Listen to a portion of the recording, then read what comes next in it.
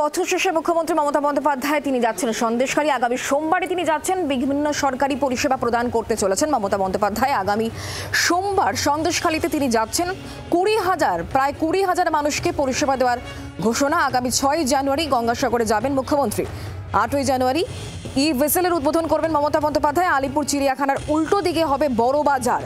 বিশেষভাবে উপকৃত হবে স্বনির্ভর গোষ্ঠীর সদস্যরা, জানিয়েছেন মুখ্যমন্ত্রী মমতা বন্দ্যোপাধ্যায়।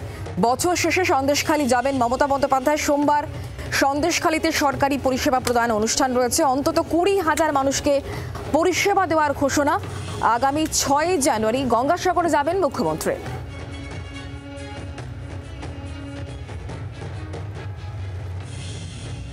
আমি 30 তারিখ বেলা 1টায় আমার অফিসিয়াল প্রোগ্রাম সন্দেশখালীতে থাকবে। এটা হচ্ছে গভর্নমেন্টের পাবলিক ডিস্ট্রিবিউশন প্রোগ্রাম।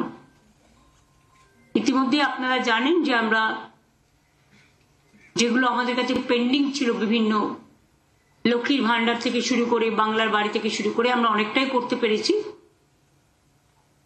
তার মধ্যেও জেলাতেও কিছু থাকে কাজ, সেগুলো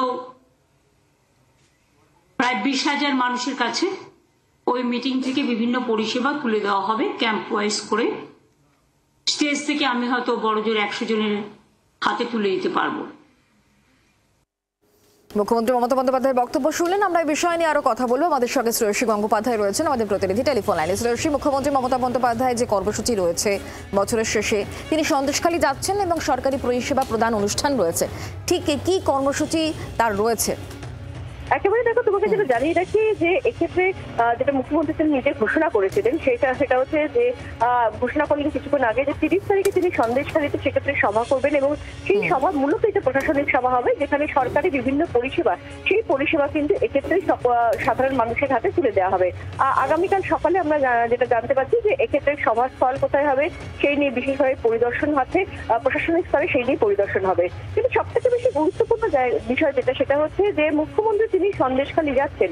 শাহজাহানের যে ঘটনা, সেই ঘটনা পরবর্তীকালে আমরা দেখেছি যে এক্ষেত্রে কিন্তু এই প্রথমবার কিন্তু মুখ্যমন্ত্রী তিনি সন্দেশখালীতে যাচ্ছেন। যদিও তারপরে ইলেকশন হয়ে গেছে, তার ফলে লোকসভা নির্বাচন হয়ে গেছে, যে নির্বাচনে কিন্তু সেক্ষেত্রে দেখা গেছে যে এক্ষেত্রে তৃণমূলে কিন্তু ওই লোকসভা অর্থাৎ সন্দেশখালী যে লোকসভা কেন্দ্রের মধ্যে পড়ে সেই লোকসভা কেন্দ্র থেকে কিন্তু কার্যত দেখা গেছে যে তৃণমূলে কিন্তু বসিরহাট লোকসভা কেন্দ্র থেকে তৃণমূলে জিতেছে। কিন্তু তার পরবর্তীকালেও কিন্তু এক্ষেত্রে প্রশাসনিক স্তরের নানান কাজকর্ম হচ্ছে সন্দেশখালীতে এবং তার পরবর্তীকালে দেখা যাচ্ছে যে আগামী 30 তারিখে, যেটা মুখ্যমন্ত্রী আজকে ঘোষণা করলেন যে আগামী 30 তারিখে তিনি সন্দেশখালী যাবেন এবং সেখানে গিয়ে সেখানকার সাধারণ মানুষের হাতে বিভিন্ন সরকারি যে পরিষেবা সেই পরিষেবা কিন্তু তিনি তুলে দেবেন। বাংলার আওয়াজ, বাঙালির আবেগ, জি 24 ঘন্টা।